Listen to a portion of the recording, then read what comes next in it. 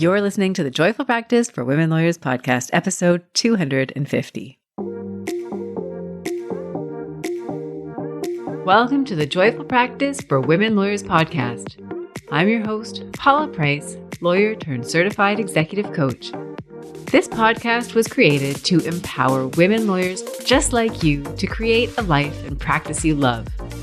Join me every week for a break from the hustle so we can focus on you, what you truly want, and how you can create it. If you're over the overwhelm, done with putting out fires, and ready to redefine success on your own terms, you're in the right place. Ready for today's episode? Let's dive in. Episode 250. Can you believe it? Yay! And thank you. Thank you so much for joining us here this week. And I am going to venture to say that this week you might actually also thank yourself for having pressed play on today's episode. This is a landmark episode. 250 episodes is quite a few, actually. And in celebration and recognition of this number, this landmark, I wanted to share something special with you, an interview with a guest who I think you're absolutely going to love. Her name is Morgan Fowler. And if you do not know Morgan, then what you will learn in this episode is that she is one of those people, right? She's a dear, dear friend of mine. I absolutely adore her. And to me, she is one of those people who is a rock star professionally and personally, right? She is just amazing in all domains. And Morgan is here to talk about what it means to emerge from the thick of it. And if you are in the thick of it, you probably know what that means. You may not have thought of it in those terms yourself, but other people may have used that with you. Oh yeah, you're in the thick of it. And what you'll discover is that Morgan is a wearer of many hats, and those hats evolve over time. Something you can probably relate to, right? Professionally, that includes lawyer hat, professional development director hat. Personally, it means all the things: wife, mother of not one, but two, but three children, human children, to be distinguished from a non-human child, the dog that they recently brought into their family. And so you can imagine with all these different hats and what life looks like day to day, that there is a lot going on. And Morgan does a beautiful job in all areas. So what you'll learn in today's podcast episode is you'll hear about what Morgan's experience is or has been in the thick of it, what that looks like, what it means, what a day typically looks like, if there is such a thing as a typical day. You'll hear Morgan talk about some of the challenges that she has come up against, that you might come up against, that we have come up against, and why it's important to talk about some of those challenges. She talks about some of the ways that she has found balance, and I use that term in the sense of what balance means to Morgan, right? It's going to mean something different for everybody. And I think we've got this idea of work-life balance being this thing that we can aim toward. Well, what is that exactly? And Morgan talks about what that means from a big picture perspective, right? How you plan career, family when everything is so full, how you deal with day to day, right? What are some of the life hacks that help you get through week to week, right? To stay on course. And she also talks about things like boundaries and self-care and what that really looks like, what that really means when you are in the thick of it. So you're going to love hearing from Morgan. You'll absolutely love her. I know she is just one of those people that brings so much insight and so much light into a conversation. And so I'm thrilled to share this conversation with you. She's the perfect person to have on today for episode 250. I'm delighted that you're here to hear her words of wisdom. And without further ado, let's dive into the interview. Morgan Fowler, thank you so much for joining us here this week. I'm thrilled to have you here. I am excited for this episode. And I'm going to start us off with the key question, which is, what exactly does it mean to be in the thick of it? Well, I thank you so much for having me. It's really, really an honor to do this. Yeah, this question of being in the thick of it is, I think, a really funny one because you have children and people look at you and they're like, oh, you're in the thick of it. And you're like, huh? Okay, yeah, sure. What does that even mean? I don't even know. But I'm, at this phase where I have my kids. My eldest is 9 and middle one is 6.5, and the baby's almost 5. With the baby being almost 5, I start to see this kind of fog lifting. And so now I'm at this phase where I think, oh, okay, that must be what they meant by the thick of it. And I'm still very much at the phase where I can't, really see what that looks like. I don't have a good kind of high level view of what the last 10 years of my life has looked like. But I also see this fog lifting, and you kind of see this light. And then so you have this realization like, oh, I suppose I was in the thick of it. Okay. I love this whole concept of being in the thick of it. And you're right. You don't necessarily see it when you're in it. The fact that your youngest is about to turn 5 reminds me of my own Freedom 5. When my daughter was about to enter kindergarten, that was a pivotal moment, because what that meant from a parental perspective is one single location, one school, one set of emails and administration to deal with. So, I imagine being in the thick of it, it's everything all at once. And you forgot to mention that there's a dog. Yes, there is a dog. Yes.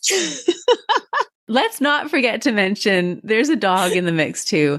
There is a dog. Anyone thinking of getting a puppy, I mean, there's pluses and minuses, but I'll tell you, it's like injecting a 2-year-old into our lives. Amazing. Absolutely. A 2-year-old that remains somewhat a 2-year-old.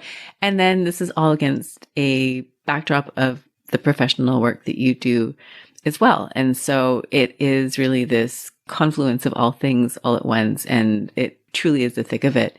If you were to describe for somebody what it looks like, a day in the life of being in the thick of it, and maybe this is a bit of hindsight, and to an extent, I think we're still in it. We're still making lunches. So, I mean, we could look back in 5 years and say, no, actually that was then. But if you're looking at what you consider from this perspective to be in the thick of it, what's a day in the life? A day in the life. I mean, I think almost if I describe the last 24 hours, might just actually be a good example of a day in the life.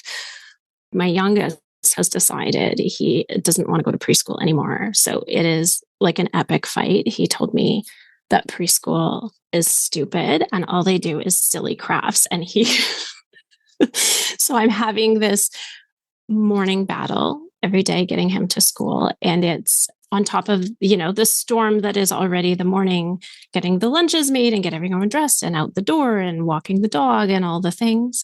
So this is like the new thing layered into my mornings, checking the emails, right? Being on top of, where you need to be. Because as soon as I go into my day, I am firing on all cylinders. Like there is not a second wasted at work. So this is the morning. Then I'm in a meeting yesterday and the dog walker is calling me. The dog walker's never called me before.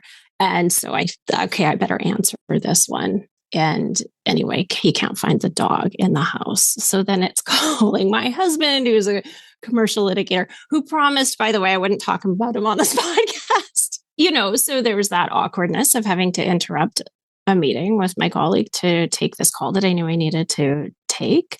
Then, all the surprises that come at you through the day. I mean, my work has really trended more towards the professional development work, but in many senses, it's not any different than practice. I never know what my day is going to look like. I never know what problems are going to come up. And so there's all that, busyness of the day and prioritizing and managing and directing and making decisions and all that stuff.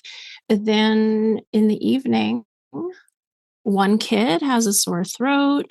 My parents are all of a sudden in town because they are on their way to Australia, but they've missed their flight because they were coming through Vancouver via Calgary. This morning, I forgot my keys. In the middle of this, we're renewing our mortgage, all the stuff. Absolutely. and I would say that's an average 24 hours.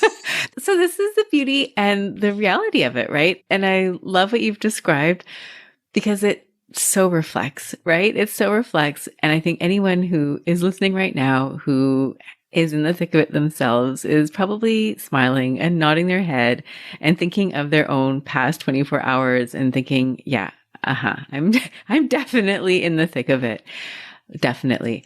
Morgan, if we take a step back and for the benefit of our listeners, like when you talk about your work, right? I mean, you've worked as a lawyer, you're working as a professional development director, you've got your hand in a whole bunch of different, it's like a portfolio of things that you do. So to put it into context, would you share with us a little bit of your background, like how long you were practicing and kind of what you've been doing over the past few years that you've been balancing throughout this thick of it journey? Mm-hmm. So I actually started out I went to law school in Ontario. Then I started out my career in Calgary, which was closer to where I grew up. And then I made my way to Vancouver. And the start of my career was actually litigation, but primarily insolvency. And then I spent several years in insolvency. And as the market changed, I needed to change and adapt. And then I found myself in real estate, where I practiced for several years. Through the course of that, had the kids. There was a pandemic in there that, of course, changed all of our lives in many ways. And so I think, I found myself coming out of the pandemic with 3 kids and, 2 lawyers, and how do we sort this out? How do we make this all work? And so it really was at that point where I started to really dig deep into my work and where I was, best suited, and how we were going to balance this all with our schedules and what help we were going to get to support us. And that's deep work. That's difficult work, I think, to really take that hard look at your career. And I think that I really started to focus on the work that I loved. And we all have to do, the things we have to do. But I think that's where I really started to shift my focus. And that's where opportunities came up. And as part of that process, the PD role became available. And I actually took it on a part-time basis to start with. And it's been really interesting for me these last few years, where the more work I do in that space, the more I love it. And I really believe that it's an important role for the legal profession. So here I am, evolving and Absolutely. And I've got a couple of questions for you, Morgan. And one of them you've already been addressing, which is this idea of, you've got, as you've described, right, a day in the life as a mother of 3 children, a wife, and, the fur baby who has come along to join you. And then you've got your professional work, right? And there's this love for the work that you do, and you're figuring out how to balance, right? And we'll talk about this whole concept of work-life balance in a minute, but you're figuring it out. And so question that I have for you is the impact, right? When you're thinking about the family component of it and you're thinking about the professional component of it, what impact has the family aspect of it had on the way that you approach the career part of it? Mm-hmm.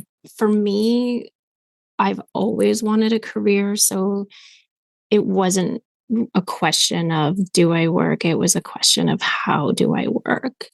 And the family piece, I think, just puts real constraints on your time. And you're not used to having, most people, I mean, there are for sure some people that have big responsibilities outside of their work, but I didn't have any real true, responsibilities outside of my work. And so when you start adding those in, and for me, I had my kids very close together. I wanted a big family. I was, not young when I had my first child. So I really did have these kids kind of back to back. And there wasn't a lot of space for adapting to the impact that has on your life. And the incredible responsibilities that come with raising a family.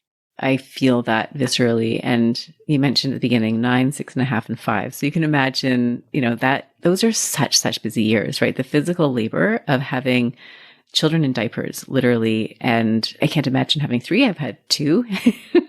And my body aches when I think of those years. And to do it all at once. And I love how you said, it wasn't really a question of, do you have a career? It's how do you make it work? And my sense of it is that it's the same with family, right? It's like, this is not a negotiable. It's a yes. And the question isn't whether or not. It's like, how do we make these things work together? Mm-hmm. Which I love because it also brings us to the next question. And maybe our listeners have picked up on this, but I adore Morgan. She's one of my favorite people.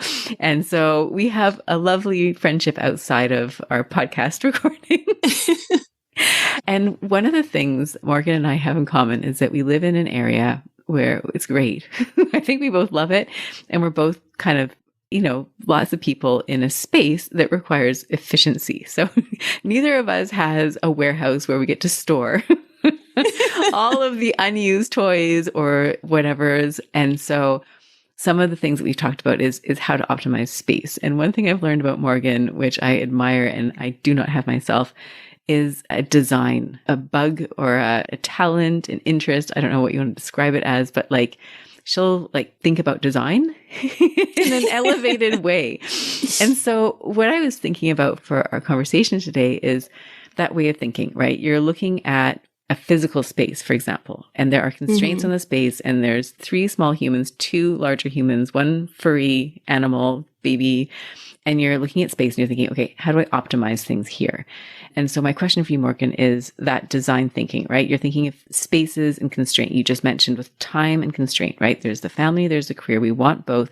So how are you thinking about this process? Because I think we can learn from you, right? How do you approach that question of I know I want to design something here, right? There are limits in terms of capacity, right? In terms of what there is room for.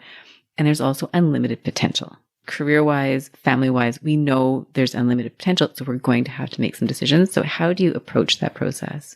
I have to say first, if there's anyone listening who's ever been in my house, they are going to be like, Morgan, your house is not designed.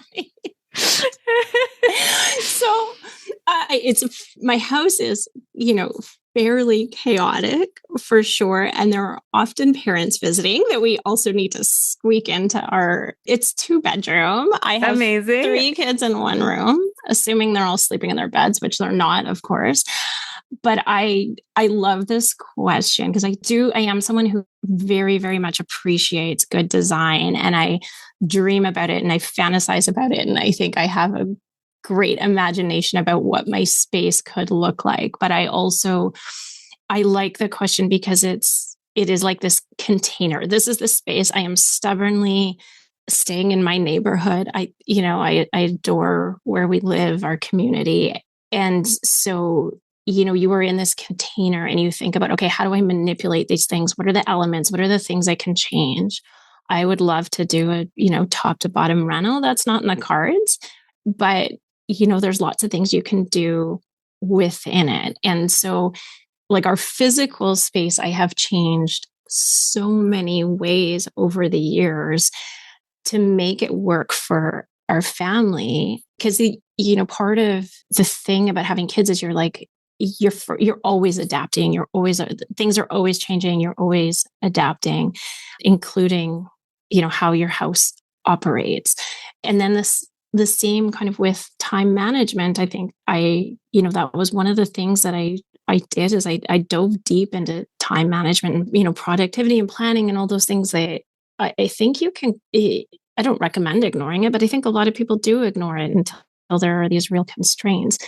And so I guess I kind of think about my day like a puzzle piece, and, there are the constraints of time. There's the 24 hours and okay, X number of hours you have to sleep, and what are the things you really have to do, and what are the things you want to do, and how do you manipulate those pieces to do the things that are priorities?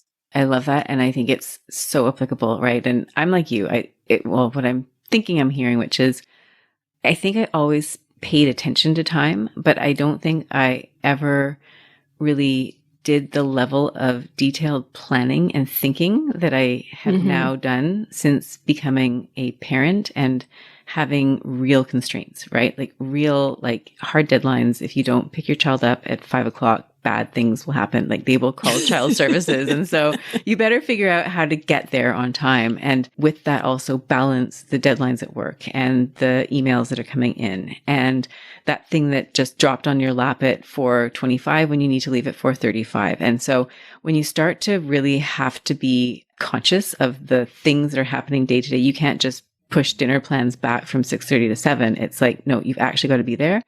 And you're managing other people who, if they don't have their own schedules intact, they're going berserk. So you need to make sure they're accounted for. It requires a level of planning that is beyond what I ever found necessary pre-family. And I think what you're saying about kids is very relevant to work too, especially now, right? Things change really quickly. And for anyone who is in the thick of it, right, you know that you sleep train your kid at 6 months and 2 days later, they're going to start teething and you're going to have to start all over again, right? You think you've reached that solution and then the puzzle just is, and I love the word puzzle. It's a great way to describe it. The puzzle changes. So now you're like, okay, I have to solve this puzzle and it's a new puzzle. It's like, yes. So anybody in a career like law, the puzzles keep changing, right? And so that skill of being adaptable and looking at your constraints and being able to say, okay, like you said, there's these things I can change, right? If you're living in your house, you've got 3 kids and a dog and a husband and you want to do a top to bottom reno, you know that that may not be exactly what you can do right now, but within those constraints, what can you do? So I think it's a really neat way to approach any type of situation, right? Whether it's work, whether it's home life, whether it's some other thing, like planning a vacation, you've got constraints. How do you take the priorities and identify them and get it so that you're actually ticking those things off, right? And so I love that balance. It's reminding me too of like one of my colleagues always says, law is a puzzle and you start with a small puzzle and you figure out that puzzle, you get a bigger puzzle, you get a more complex puzzle. And yeah, so it's making me think of that. And I think there's so much truth in that, right? The more you tackle a puzzle, then you get a new, bigger one. And it's, if you approach that with like, this is possible and it's just, how do I get it done? It kind of changes everything. Yeah. And I think just the way you've framed it, Morgan, has shifted something for me, which is that I've heard of this and thought of this from the perspective of problems, right? If you solve the baby problems, you get the bigger, better problems and it's an evolution. I think I'm going to sub that out with puzzle going forward because puzzle sounds a lot better and it's the same idea, right? You're looking at this piece of the rubric, you need to solve it. So that's exactly it. You solve level 1, you get to go to level 2 and it's a good thing. We want that. Yeah. We want the better puzzles. So I love that. It keeps it interesting. It does. So if we go to this idea, I mentioned a few minutes ago that we were going to talk about this idea of work-life balance. And I use that term because people recognize the term, right? It's kind of like time management. People will say, well, it's not really time management. You're not managing time. Work-life balance, you're not really balancing work and life, but people get it when you use that term. So what do you make of the term work-life balance? Like, what does that mean in your life? I like that framing of it because I think it's a familiar term, but then there's also a lot of this negativity around it. And I think that we're always balancing things and blending things and shifting things and doing all this stuff. But I mean, whether you have kids or not, this is something you're doing. It's kind of just what it looks like, right? And before kids, what work-life balance looked like, I worked really hard. And then I went skiing. I kind of play hard on the weekends. And I was just actually relaying this to someone the other day. Like, I think back on kind of early days and when I was doing insolvency work and I was in court every Monday, work-life balance meant like, I would ski Saturday, Sunday morning maybe, but then I was at the office, Sunday, like afternoon, evening, preparing for court. Now there are more elements, right, to balance. I think about people with, aging parents or, family members they're caring for. This is There's always things we're balancing in life, always. I think that's a really good point. The sandwich generation, I think we are probably entering into that zone where you've got your parents who may need a bit more help. You've got children who continue to need some help. And I think balance is different for everyone at different stages, right? Whether or not you've got kids or parents that require your help, you're always weighing like balance and what are the different pieces of it. Yeah, it's just reality. It's just life. Yeah. And if we look at it from the perspective of, okay, you are, and I think this would probably apply not just to women, it probably does apply to some men as well, but it really depends on your family setup, right? The setup you have for your family. So you're a lawyer, you are now a new parent, right? And, we've talked about this previously, this idea that there are barriers. And we've touched on some of them, right? The realities of, having to be in a certain place at a certain time. What do you see as some of the barriers or the structural constraints that women who are mothers, right? Or fathers who are taking on more of a responsibility, right? In relation to the pickups, the drop-offs, all of it. What are some of the practical constraints that you're facing as a lawyer? I think things are shifting a lot. I think there's a lot of, first of all, I think there's a lot more awareness out there. I think there is a lot more help. I think there, are people doing really fantastic work, like yourself or PD professionals within law firms. Matern is like a fantastic program. They're doing amazing work for leaders, male and female. So I think that is an important piece. But I think there is, for me, I have at some point, I think that I had this realization that really we do live in a world, lawyer or not, any working parent, I think that we really do live in a world that is still very much set up for a person to be at home. And I think that that is a challenging world to be in. Like we have an absolute childcare crisis. When you think about, I think I felt like there was a lot of things like I wasn't doing, to make it work. But at some point it dawned on me, like, this is structural beyond me. This is the world we live in. These are the realities. These are the constraints. And I think when I realized that, it was very evident to me that we needed a nanny. That's a very specific example. I think I really wrestled with it before, whether, for a whole bunch of reasons, whether that was right for us. Could we do it? Could we not? And at some point I realized, how can we not? This is an investment in our family, in our sanity, in our child's care. And that was a real game changer. And quite frankly, if I had to go back, I would have done that from day one. Childcare is very, very challenging. School schedules 9 to 3. Like, what is that? And I get emails, I feel like daily, about some assembly in the middle of the day. Like, how do you do these things? Oh my gosh. You mean the last minute, do you want to come to the school because your child is performing and here's 5 minutes notice? Yes. I get those too. And I feel so guilty because I've booked my calendar. There was a skating thing for my daughter yesterday downtown. And I'm like, I just can't. I can't do that without planning for that ahead of time. And so I love what you're saying about, number one, getting support. We all need that. And recognizing, because I think so many of us, myself included, and you've just mentioned this, right? It's like you look around and you think, what is happening? And the job is real. Like looking after raising kids, it is real. It is time consuming. It is a job that needs people, probably more than one person. And so I think it's really important for us to talk about it, to acknowledge it, because, and for people who are listening, hopefully you are feeling acknowledged by hearing this conversation, because I think we try to sweep it under the rug. It's no big deal, but it's a big deal. And it, like you said, it's your family, it's your kids. And so I'm glad you're talking about it because it matters. And I think we're so quick to say, well, we should just be able to handle it all on our own, but that doesn't work. No, it doesn't work. I often use this example when I'm, talking to people about being really practical about where your time is going. Like I remember sitting down, my eldest had a dentist appointment and it was during the pandemic. I was kind of there alone waiting for her. I was in this waiting room alone. And I thought, okay, I'll do my calendar. I'll look at my calendar and I'll lay out my day and see what it looks like. And when I went through the exercise of, okay, dressing people, feeding people, dropping them off, getting to work, doing the work, I was absolutely floored.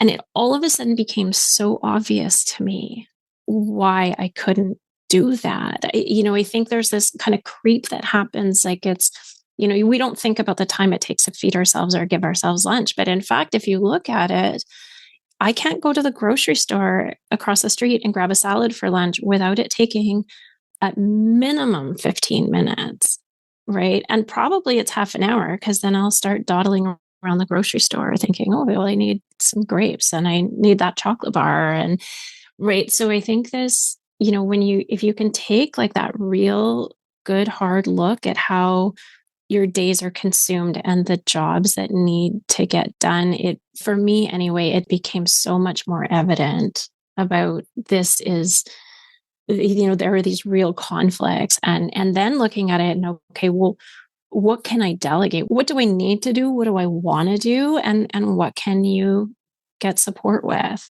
I think for lawyers, especially who docket their time, right? Who are accustomed to 0.1, 0.25 increments. We do it for work, right? Or you do it for work. I don't do it anymore. And so if you take that same approach to your personal life and start 0.1ing, 0.2ing, it's very interesting to see how things add up. And I think those incidentals, like you mentioned, eating, feeding the kids, making kids lunches, etc. I've done the math before, and sometimes it's around 4 hours in a day. And if you think about a 4.0 on your timesheet, and that's a pretty good base for your day, right? Like depending on how many hours you're recording in a day.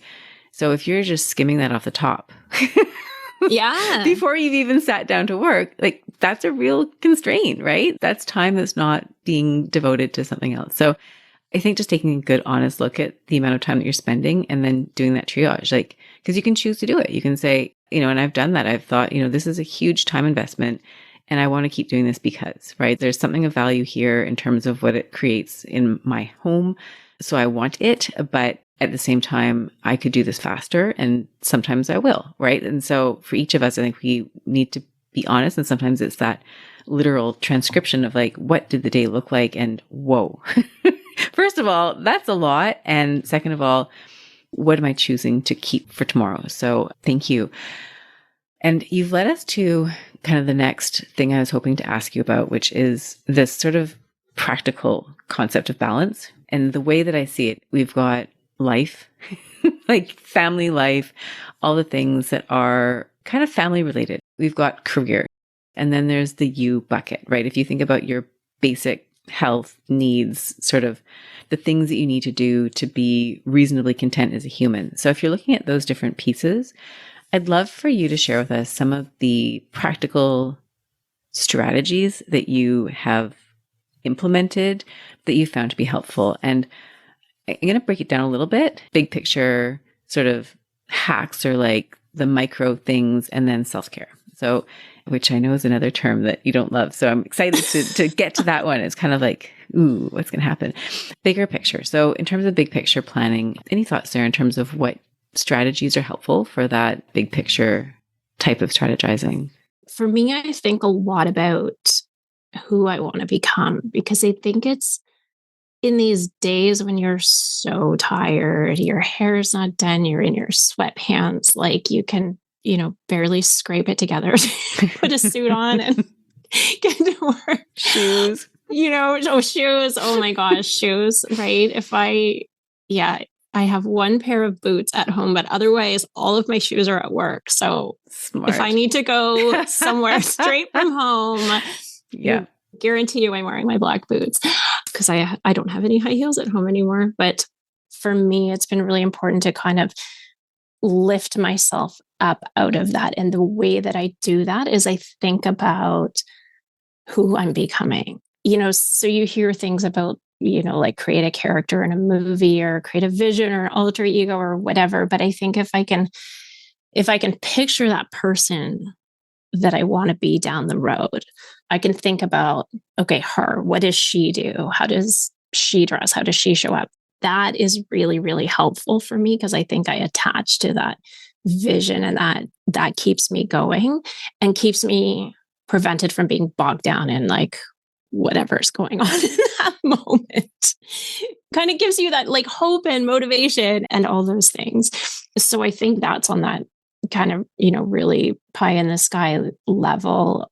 Otherwise, I think big picture planning, another thing that kids does is kind of really puts, life and time into perspective. And so when we, if we go back to this, like kind of being in the thick of it, let's assume I'm emerging from it. Although we've debated whether we are. Are we really out of it? I don't know.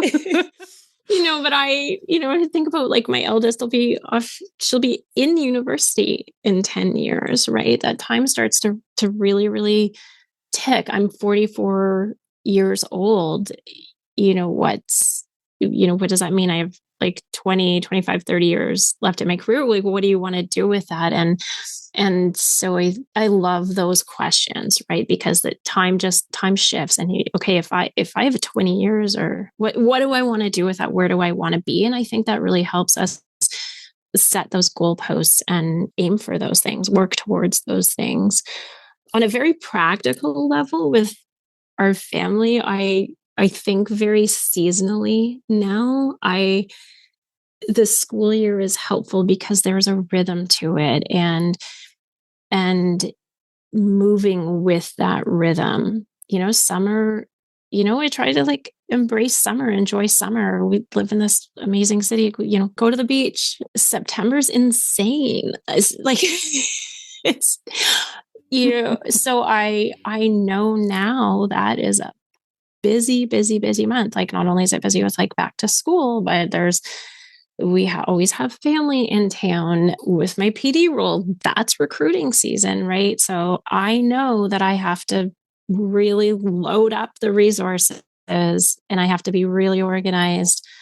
September, October, fall's typically in practice. Fall's a busy month for most people.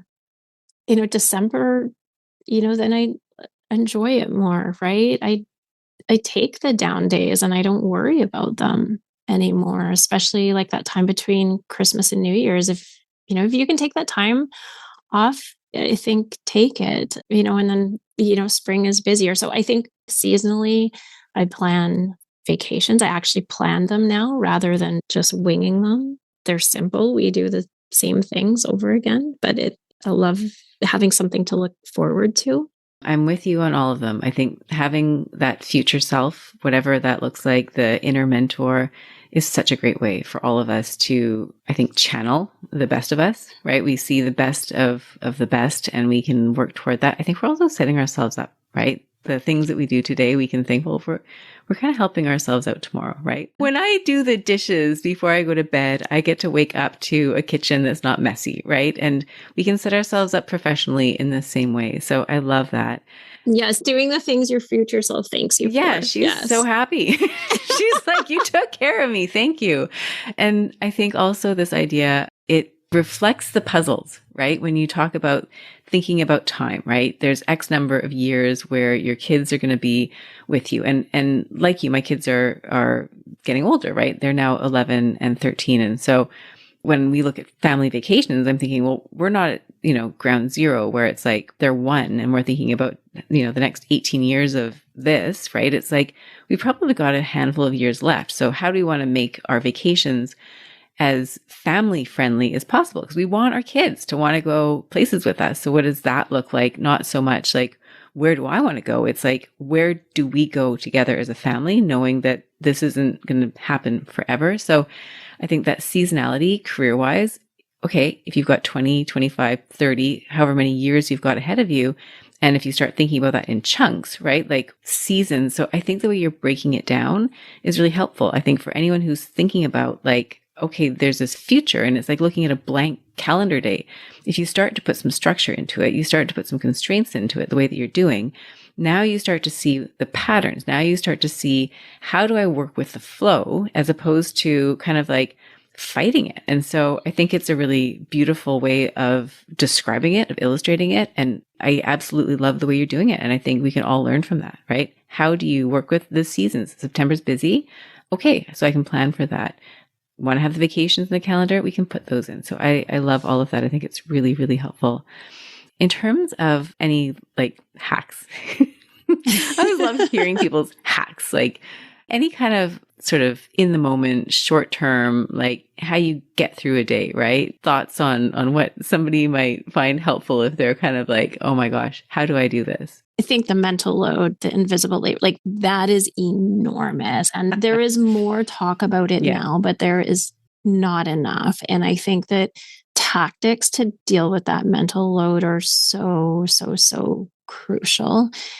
I always have some form of like dumping that, like I write lists, and it's not the list itself that's helpful. It's not like a thing that I will necessarily cross off, but it's getting it out of my head and onto paper so that I don't need to think about it anymore. That's a really important thing for me. I don't do that, in a consistent form. Sometimes it's like notes on my phone. Sometimes it's an email to myself. A lot of times it's whatever piece of paper I find in front of me. I always carry a journal around, or, like a notebook, like dump it. It's that process of getting it out of your head. The quick wins, right? Like I think sometimes the easiest things nag at us, like, oh, I didn't book that dentist appointment, my hair, oh my God, right? I need to book my hair appointment. Like, just pick up the phone, make the appointment, be done with it, move on. We don't need to agonize about these things. Just do it.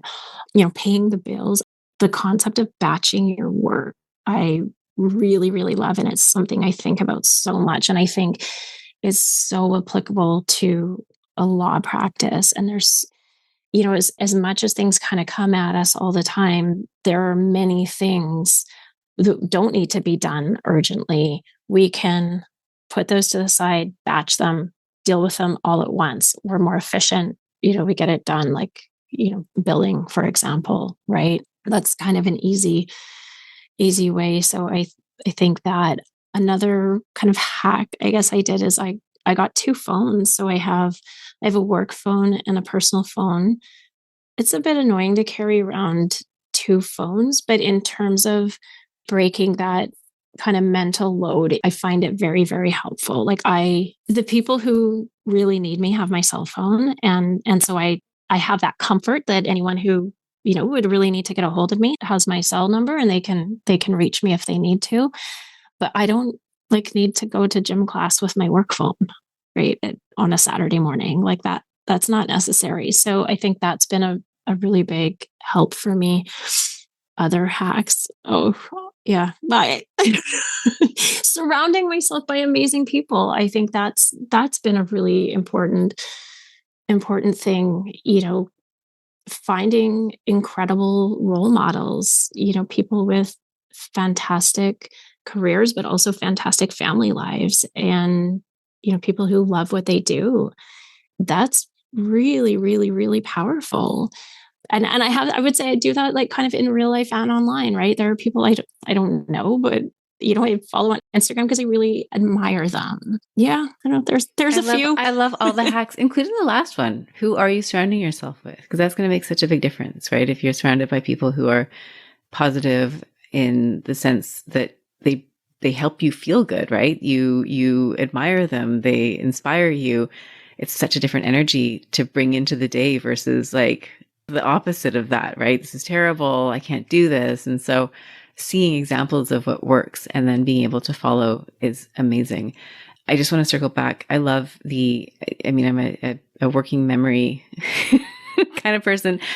Everything for me needs to be externalized. And you've probably heard me say this before, but your brain should not be used as a storage locker, right? Like our brains are designed to solve the bigger puzzles. And so I'm a huge, huge proponent advocate of externalizing as much as possible, because when we can free up our mental load, which is huge, right? Like if I'm doing dinner for my family, I will often write out the list of things that I'm doing just so I don't have to think about it. And I literally just look at my piece of paper as a scrap paper, but it's this idea that we're always carrying so much information about work and kids and like what's next. And so putting it somewhere where you no longer have to think about remembering it is a gift. So, and creating systems around that too, right? Like, every year you have to plan your kid's birthday party. And I love my children, but there's nothing I hate more than children's birthday parties. We need to talk. I've got a great suggestion for girls who like to sew.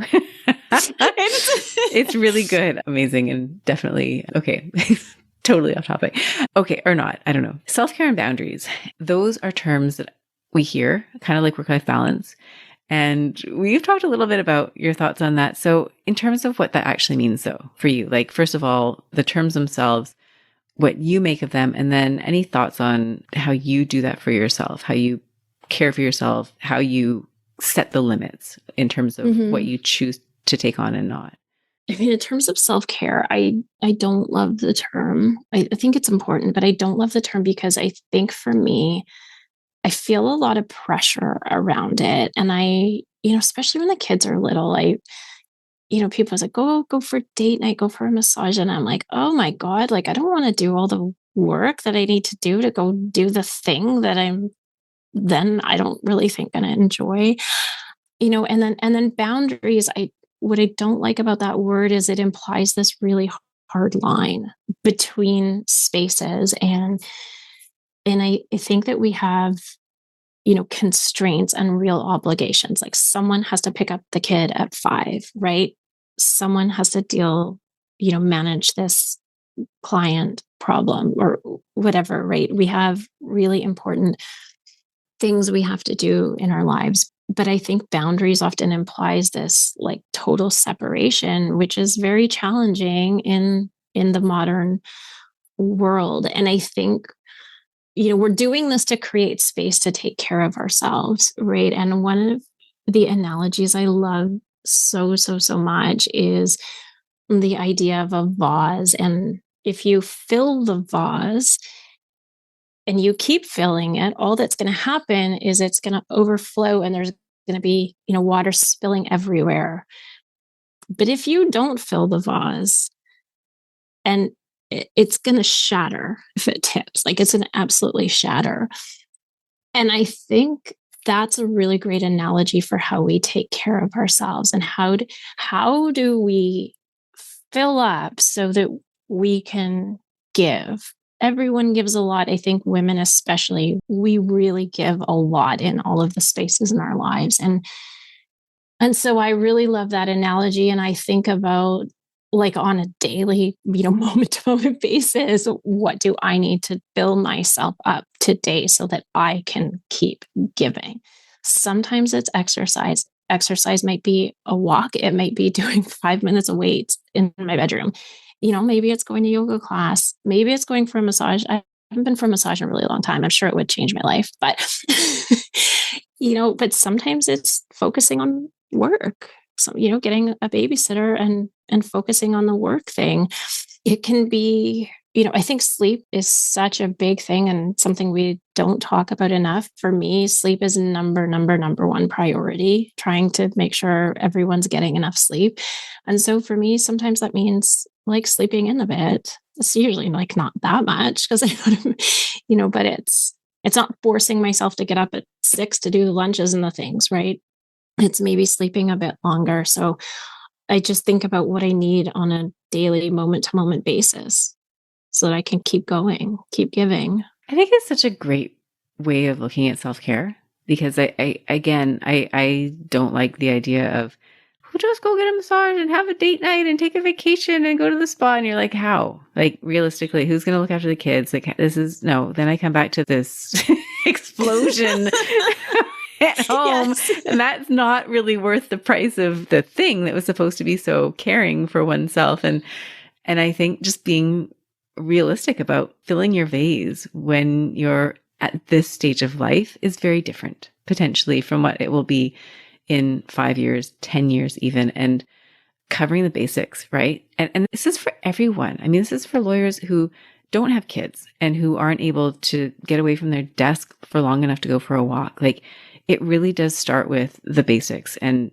if you're able to take care of yourself physically and enough sleep, enough movement, like proper food, like proper time away from a computer, like all of that goes, in my view, pockets of that are going to take you so much further than an hour at the spa once a month. And so, but again, that's my view. And so, I think everyone's going to have their own unique sense of what is going to be their vase filler, and to know ourselves well enough to know like these are the things that are like a 10 out of 10 for me versus like that other thing. It's kind of a 3 out of 10. I could take it or leave it. And it's okay. It doesn't have to look the way it looks in Instagram reels.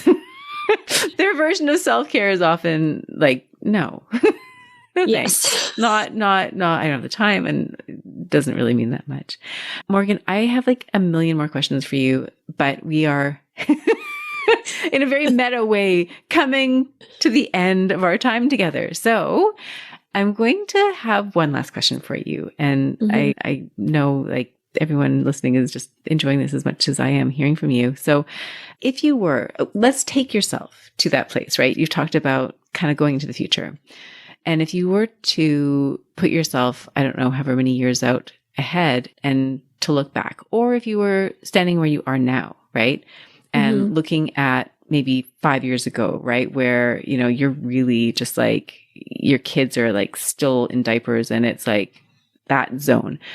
What advice would you give to yourself? Or, thinking of it another way, someone who's in that zone right now, right? They're listening to you and they're like, oh, I got to turn off my podcast because I need to change a diaper and I need to give it my full focus. It's one of those. What advice would you share with them? I think a lot for me is I think about things as an investment, and what investments do I need to make today for the future?